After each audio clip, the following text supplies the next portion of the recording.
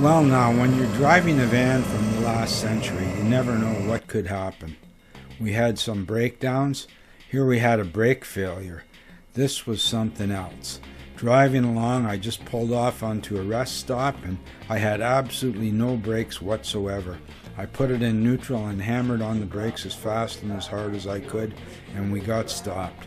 But what a fright. Then I had a flat tire when we were in Tombstone Park. I had to plug my first tire there. I was going to jack the van up and take the wheel off, but then I saw the rock right there, so I just fixed it right on there. I wouldn't have even had to jack it up, really. Putting some rubber cement on there, and there's my plug, pushing it in. You make sure to push these plugs in straight. You don't twist it when you're pushing it in or you'll break the tool. Now you pull the tool straight out again. Wow. There was the rock that was in there, and we're still driving on that tire. I pumped it up here with our little compressor. Now, what a nightmare. Our gas tank, when we were in Tombstone Park, I noticed something hanging down under the van, and that was our gas tank. So I put it up with a strap and tied it up so it wouldn't fall off. I was so covered in grease and oil. Wow, thanks for making me wear the jumpsuit here. Wow. Now, I had met this gold miner fella, an old gold miner out on the road, and he said, come on up to my place and I'll help you fix your tank. Because I just had it held on with that strap. I'd ordered some new straps from Amazon, and I tried to put them on myself, but I couldn't jack it up properly at my sister's place in Whitehorse. So I drove up to Faro. That was about a 3.5-hour drive. There's a strap. There's some of Vern Houghton's rust-proofing oil. That's the secret of my van's long life, is Houghton rust-proofing. Now we're putting the tank in properly. These are the new straps that I got, and they weren't that expensive. They came fairly quickly, too.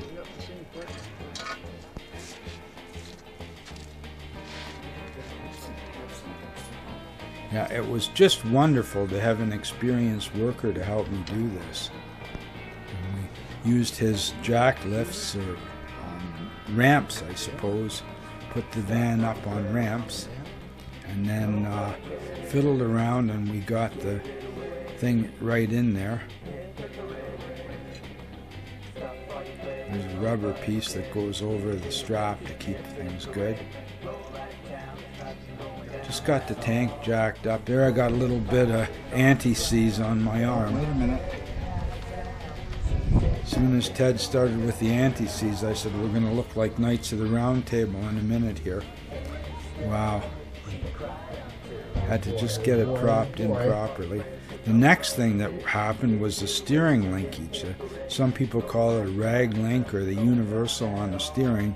This joint just snapped and started getting super loose. This was on Vancouver Island. Look at that. I mean, the play in there, I was afraid I'd be driving and totally losing We're all the good? steering. We're all good. Oh, man, that's what I wanted to hear. Thanks.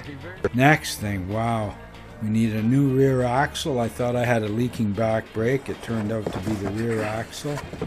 Driver's side manifold is leaking yet again, so I got a gasket for that. And I went to Canadian Tire and borrowed all the proper tools for doing this job. There's the proper tools. There's my packages. There's the new axle. You get the axle, the wheel bearing, the studs, and nuts. And the pumpkin gasket for the back, too, for the differential. Because on this one, first we have to pull the pod, we have to pull the cover off the pumpkin there. And that came right off. It hadn't been on that long, really. About 2 years since I changed the other axle. Roger's working here now. He's given me the benefit of his years of experience. He's a Ford race car mechanic, and he knows his stuff.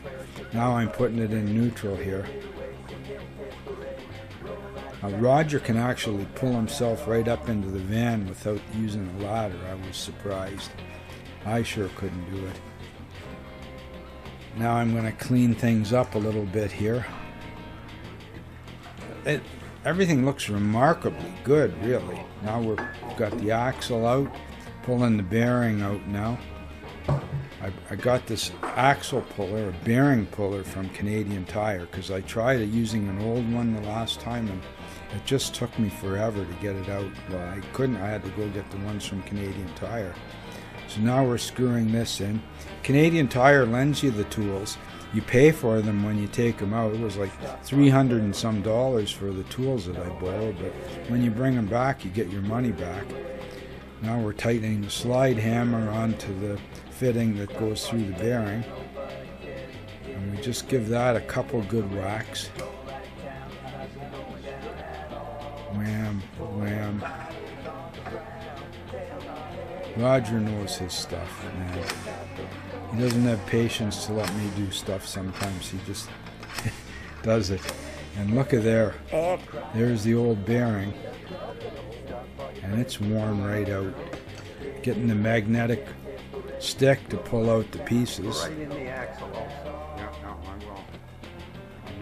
There's some bits of metal in there.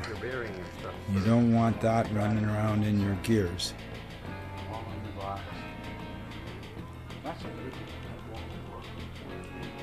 Lining the bearing up. Roger wanted to use the old bearing, but I convinced him to use this bearing driver, seeing as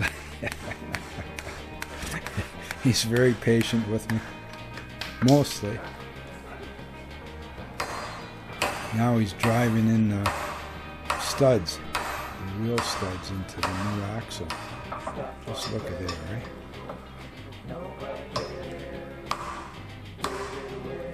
That saves a lot of time.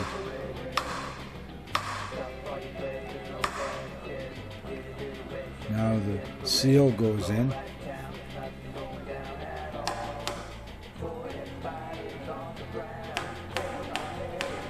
And I'd gone to Monarch Oil and picked up, well, I picked up 4 quarts of oil, but you only need 3. So we got one on the shelf for the next day. There's the axle going back in. I couldn't believe it. I thought my brake was leaking back there, but then I went and picked up the axle and it just bounced up and down like a ½ an inch about. The bearing was just absolutely cooked.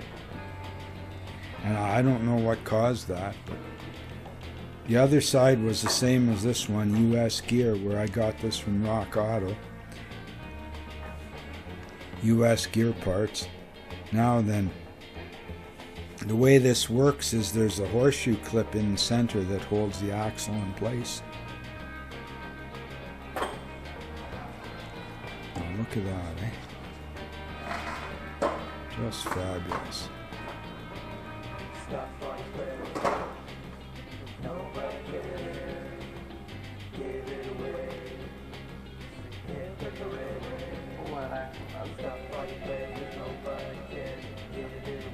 Yeah, and then the pin goes in to keep everything in line. The gears look really good to me. The wear looks fine on there. I don't think we're going to have a problem. We're approaching 400,000 miles on the van. And when you try to get parts for it and you tell somebody you want parts for a 95 van, they look at you kind of funny. But we got everything fixed up.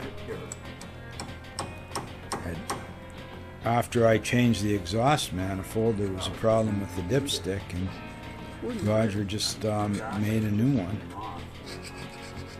That's coming up. I think we've got the video of that a little bit later on here. I'm cleaning it up here and checking out to make sure it's the right gasket, and it is. These guys are real professionals. If I had a choice of a US gear axle and another one, I'd take the US gear at this point. There, put the top on the pumpkin again. Just bolt her up.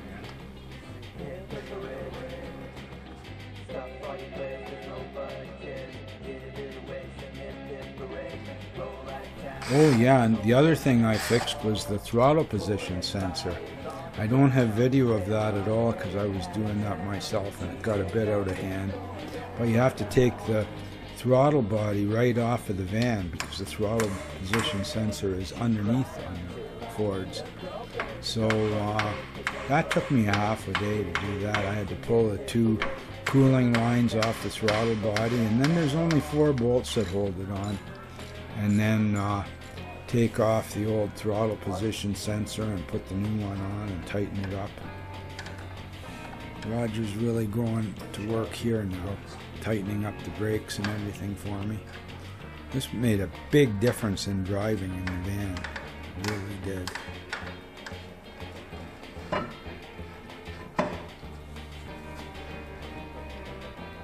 Now we got lots and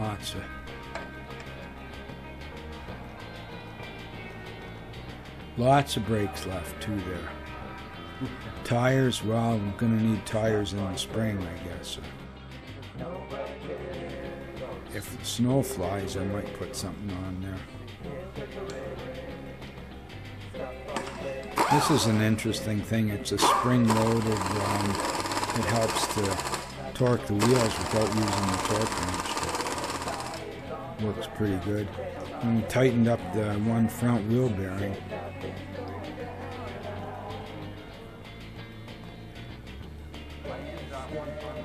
What a difference this all made. Now I'm working on the exhaust manifold, and what a job that was. My goodness. There's not much room on a van when you're working under the hood. I got the doghouse out, taking off the plug wires here, and I marked them with a little marker from the back to the front, but didn't those marks come off, but I got it on right anyway. The bolts all came out perfectly. There was no problem. I'd been soaking it with penetrating oil for a few days before I started on it, maybe for a week. And that didn't hurt.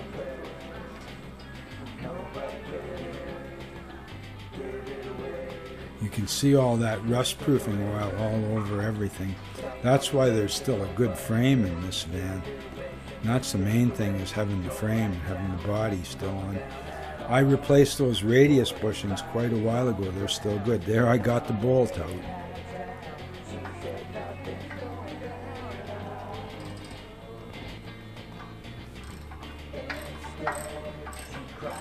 There's only 10 bolts to take out, but boy, they're quite the bolts. There's the engine oil dipstick, and that proved to be a problem too. You can see where it was leaking gas there. The dipstick actually was rusted where it goes through the manifold. Yep. There's the gasket. Look at there. It's worn right thin, and the front part of it is totally blown out. No gasket at the front at all. That was a Fel-Pro gasket. The left is the front. You can see where it's blown away. And the bolts are pretty rusty. Wow. Once the manifold was done, now I started on the steering. And what a chore that was. You have to pull off the airbag here with a socket, a deep socket on there, a deep 14 millimeter, I think. Then you get into the center business of the airbag and the clock spring. I had shut off the battery well before I pulled this apart. I didn't want anything to set off the airbag on me. With all 4 bolts out of the airbag, it just pulled out easily. Now I got to find out how to disconnect it. Of course, I've got the battery shut off, so I'm not going to have a problem. There's the bolt in the middle, and behind there's the clock spring.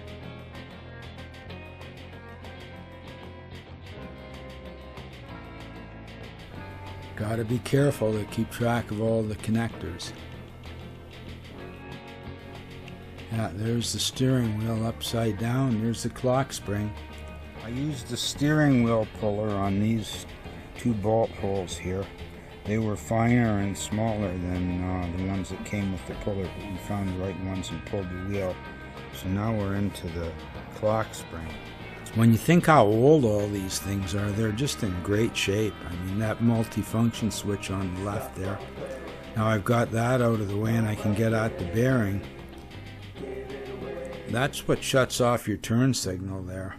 Now I've replaced the bushings on the shaft there for the gear shift, and that tightened the gear shift up tremendously. Just great, really. Well, I had to get into this a lot more than I really wanted to. It wasn't that hard to change those bushings on the shifter, and my goodness, it really it tightened things up a lot. Like, I could use a new shifter, but that'll last for another 100,000 miles.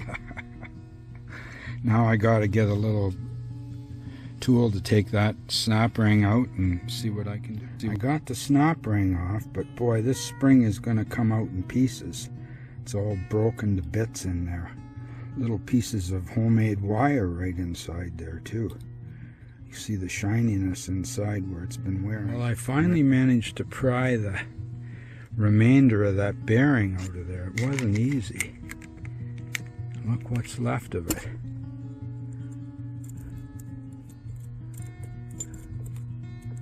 It's all in pieces. Wow. Look at that race, eh? There's nothing left of it. There's no balls in there at all. None. The rest of it all seems pretty good. It seems solid. So now it's put it all back together. Wow. Now the dipstick tube goes right through the manifold, and a chunk of it was rusted right out. It was getting hard to pull the dipstick. I didn't know what was wrong. Could not find a proper dipstick anywhere. So Roger cut the chunk out there, and we made a new one. Grinding this off so it looks better. It's fine, it's not going to leak there, but we ground it down and it worked just fine.